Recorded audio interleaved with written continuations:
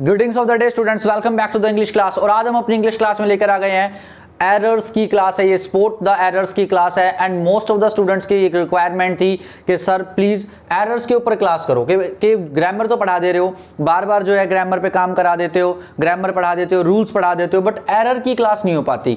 तो अब मेरी बात सुन लो, जो बच्चे ऑफलाइन पढ़ते हैं और जो ऑनलाइन पढ़ रहे हैं वो भी सभी ये बात ध्यान से सुनो कि आज से मैं आप लोगों की एरर की क्लासेस लेने वाला हूं। वो कॉमन एरर्स जो आपको एसएससी सीएचएसएल में, एमटीएस में, सीजीएल में, सीपीओ में या DSSB में कहीं ना कहीं बार बार जो एरर्स घूम रहे हैं, उन वाले एरर्स की मैं हर रोज क्लास लूंगा। कोशिश करूंगा कि क्लास का टाइमिंग सिर्फ 8 से 10 मिनट का रहे और इस 8 से 10 मिनट के अंदर मैं एक इंग्लिश का पेपर एवरीडे सॉल्व कराने की कोशिश करूंगा, सो दैट आपका एक भी क्वेश्चन वहां पे इंग्लिश का गलत ना हो। इसमें मैं वोकैब सेक्शन भी रखूंगा प्लस ग्रामर सेक्शन भी रखूंगा। और अब आप रोज जो है एरर्स की क्लास को लेते चले जाइए। Common error for CHSL, CGL, for SSC, और एक भी क्वेश्चन आपका गलत नहीं होगा। और ये वो एरर्स होंगे जो बार बार पूछे जा रहे हैं। तो फर्स्ट क्वेश्चन पढ़ते हैं। फर्स्ट क्या है हमारा? They fear to spare him lest he shall report the matter to the king.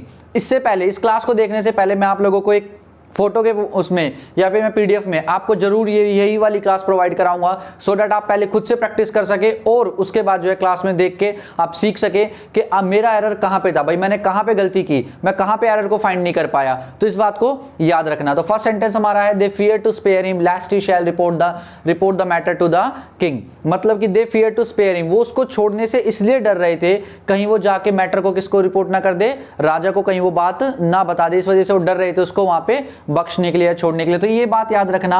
इसमें की पॉइंट क्या है? की पॉइंट या की मतलब होता है इंपॉर्टेंट। की पॉइंट है इसमें जहां आपको लास्ट वर्ड दिख जाए, क्या वर्ड दिख जाए? लास्ट वर्ड दिख जाए। लास्ट का साथी हमेशा शुड होता है। क्या होता है? शुड, ना कि शैल। तो इसमें यही एरर है। क्या आना चाहिए? यहां पे शुड आना चाहिए। हमेशा पूछा जाता है एरर। लास्ट का साथी क्या होता है? शुड होता है। Next error, she will be hold a vigil in memory of the soldiers. She will be hold a vigil in memory of the soldiers. वो सोल्जर्स की याद में क्या रखेगी? एक सभा रखेगी, विजिल रखेगी। तो क्या है यहाँ पे? She will be hold a vigil in the memory of soldiers. अब एक बात याद रखो यहाँ पे कि आपको क्या एरर दिख रहा है। यहाँ पे एरर है मेरे दोस्तों, विल बी होल्ड, ये एरर है। विल बी होल्ड, यहाँ पे बी नहीं आना चाहिए। विल होल्ड, विल बी कब आता है? जब आप पैसिव का स्ट्रक्चर बनाते हो। जब आप क्या बनाते हो? पैसिव वॉइस का स्ट्रक्चर बनाते हो। तो यहाँ पे क्या है? बी नहीं होना था, विल होल्ड डायरेक्टली आपका बनाना था। Next sentence, to understand good let us join the video conference today. कहता है अच्छा समझने के लिए और अच्छे से समझने के लिए हमारे को क्या करना चाहिए? Late us join the video conference today. हमारे को जो है वीडियो कॉन्फ्रेंस ज्वाइन करने दिया जाए, वो ये बात बोलना चाहता है। तो टू अंडरस्टैंड गुड, और अच्छे से समझने के लिए हम क्या कहना चाह रहे हैं? और अच्छे से समझने के लिए। इसका मतलब जितना समझ में आ रहा है उससे और ज्यादा। तो इसका मतलब क्या है? यहाँ पे कंपैरिजन का मतलब है टू अंडरस्टैंड गुड, नहीं टू अंडरस्टैंड बेटर। ये याद रखना, ये बहुत ज्यादा कामयाब वाले एरर हैं। अगर ये एरर की क्लासेस आप ले गए ना, आपने 10 से 12 क्लासेस भी देख ली, तो ये याद रखो कि अगर हर क्लास में 12 से 15 एरर्स हो रहे हैं तो आपके 150-200 वो वाले एरर हैं जो बार बार एग्जाम में घूम ही रहे हैं। और मैं लगातार कोशिश करूंगा कि हर रोज मैं आपको जो है एरर्स की क्लास दूं ही दूं। नेक्स्ट क्वेश्चन देखो, Gulliver's travels were written by Jonathan Swift. अब एक बात बताओ, गुलिवर्स ट्रेवल्स क्या है? ये किताब का नाम है। क्या है? किताब का नाम है। कुछ बच्चों को लगता है ट्रेवल्स वर, ठीक तो है सर, ट्रेवल्स वर, भाई ये किताब का नाम है। किताब का नाम चाहे प्लूरल फॉर्म में लिखा है चाहे सिंगुलर फॉर्म में लिखा है, वो नाम है किसी का। तो वहां पे आपको किसका यूज करना है? सिंगुलर वर्ब का यूज करना है। यहाँ पे वर नहीं क्या आना चाहिए? वाज आना चाहिए। अच्छा, ये सारे के सारे मैंने एरर्स लिए कहां से हैं? कुछ बच्चों के दिमाग में बात आएगी, ये सारे एरर्स मैंने इकट्ठा किए हैं जो अभी हाल फिलहाल आपके इसी 2023 में सीजीएल के एग्जाम हुए हैं, वहां से इकट्ठा किए हैं। जो आपके सीएचएसएल के एग्जाम लास्ट वाले हुए वो, और जो एक दो एग्जाम्स जो और मोस्ट एक्सपेक्टेड जो आपके पास ये आते हैं, मॉक टेस्ट है, वहां से मैंने ये सारे के सारे एरर्स निकाले हैं। तो प्लीज इन एरर्स को हल्के में मत लेना और इन एरर्स को समझते सुनते चलना। नेक्स्ट सेंटेंस देखो, नेक्स्ट क्या है? Geetika said that if she was a bird she would fly in the sky. ये बात याद रखो, Geetika said that if she was a bird. वो क्या कहना चाह रहा है? गीतिका ने कहा अगर वो एक पक्षी होती तो वो आसमान में उड़ती। क्या मैंने इस तरीके के सेंटेंसेस आपको नहीं पढ़ा रखे सेकंड कंडीशनल में, कि जब हम किसी चीज के होने की क्या करते हैं? कल्पना करते हैं। तो यहाँ पे शी वाज अ बर्ड नहीं आएगा, यहाँ पे क्या आएगा? शी वर अ बर्ड आएगा। जब वुड प्लस वर्ब के फर्स्ट फॉर्म आगे दे रखा हो तो यहाँ पे क्या आता है, हमेशा सेकंड कंडीशनल टेंस होता है, सेकंड कंडीशन में शी वर अ बर्ड होता है। Next sentence, the greater the demand the high the price. इस सेंटेंस को देखो, इसका मतलब है जितनी ज्यादा डिमांड होगी उतना ज्यादा प्राइस हाई होगा। इस तरीके का एरर हमेशा पूछा जाता है। इसमें क्या एरर बनता है, अगर द प्लस यहाँ पे क्या है, द प्लस कंपैरेटिव डिग्री है ना, तो भाई यहाँ पे कोमा के बाद, इस कोमे के बाद भी द प्लस आपको कंपैरेटिव डिग्री का यूज करना है, ना कि पॉजिटिव डिग्री का। तो यहाँ पे गड़बड़ क्या आती है, हाई में इसमें एरर है, आप इसको क्या करो, इसको हाइयर करो, तब ये ठीक माना जाएगा। नेक्स्ट एरर देखते हैं, he is one of the best boys who is living here. Most favourable error of SSC, SSC का मोस्ट फेवरेबल एरर है और पूछा ही जाएगा। He is one of the best boys who is living here, वो उनमें से, उन best लड़कों में से एक लड़का है जो यहाँ पे रह रहा है। अब एक बात देखो, ये हु क्या है, हमारा रिलेटिव प्रोनाउन। हु से पहले जो वर्ड होता है उसे एंटीसीडेंट बोलते हैं। क्या बोलते हैं, एंटीसीडेंट। हु का एंटीसीडेंट क्या है, बॉयज। और हु के जस्ट बाद जो वर्ब होते हैं ना, हु के जो पहले एंटीसीडेंट आया उसके अकॉर्डिंग वर्ब लगानी होती है। तो यहाँ पे इज नहीं आएगी, क्या आएगी, आर। क्यों आएगी, क्योंकि बॉयज के लिए आर लगेगा यहाँ पे।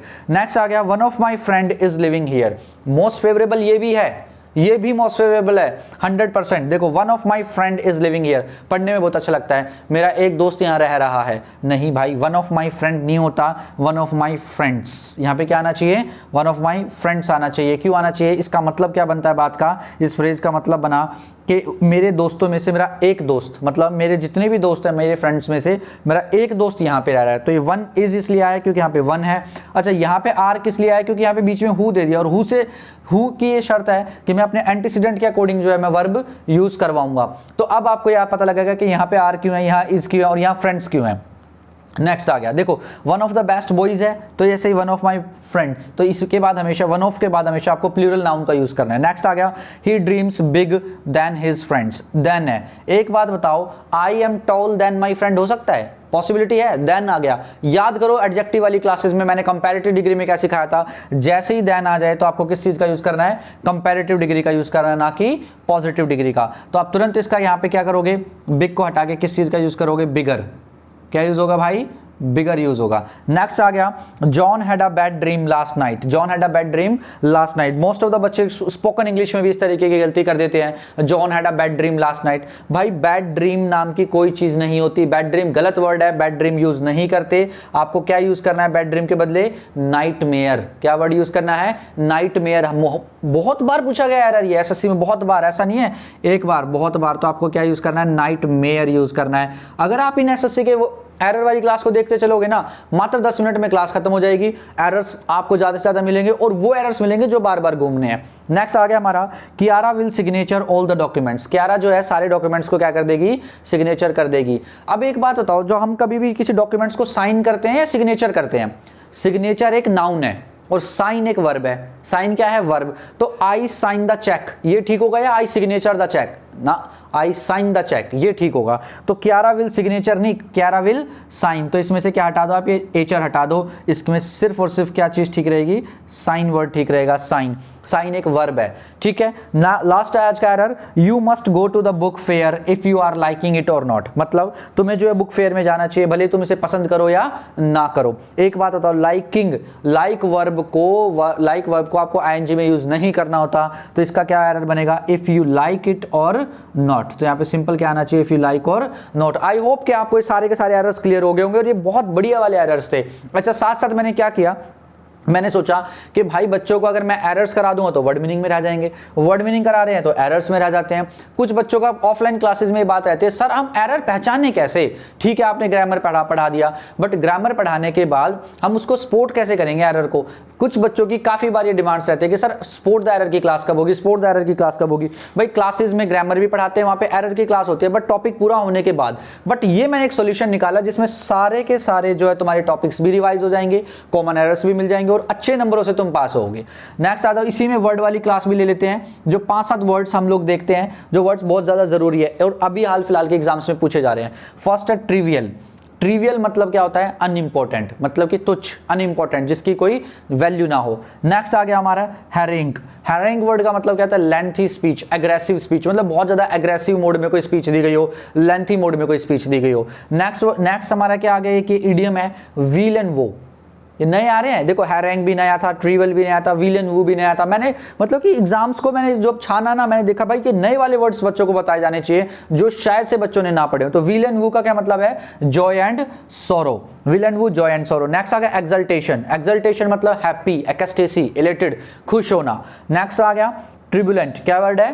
ट्रिबुलेंट। ट्रिबुलेंट मतलब क्या होता है? नॉट स्टेबल, जो स्टेबल ना हो, जो डिसऑर्डर में हो, मतलब कि डिसऑर्डर में होना। नॉट स्टेबल मतलब कि बिल्कुल भी स्टेबिलिटी ना होना, उसी को क्या बोलते हैं? ट्रिबुलेंट। फटाफट वर्ड्स रिवाइज करते हैं। ट्रिवियल मतलब अनइम्पोर्टेंट, हैरिंग मतलब lengthy aggressive speech, weal and woe मतलब जॉय एंड सोरो, एक्सल्टेशन मतलब एक्सटेसी, और ट्रिबुलेंट मतलब नॉट स्टेबल। और आई होप दैट दीज जो अब मैंने एरर्स कराए हैं वो आपको क्लियर हो गए होंगे। मैं इससे पहले आपको एक पीडीएफ दूंगा इन्हीं की, फर्स्ट आप पहले उसे सॉल्व करना और उसके बाद अपनी क्लास को देखना, फिर देखना कि आप कहां गलते और आपको इनसे सीखने के लिए क्या मिला।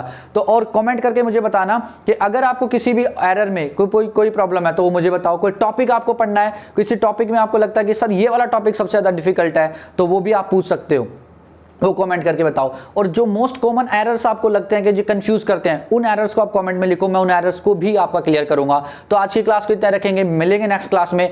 जय हिंद दोस्तों।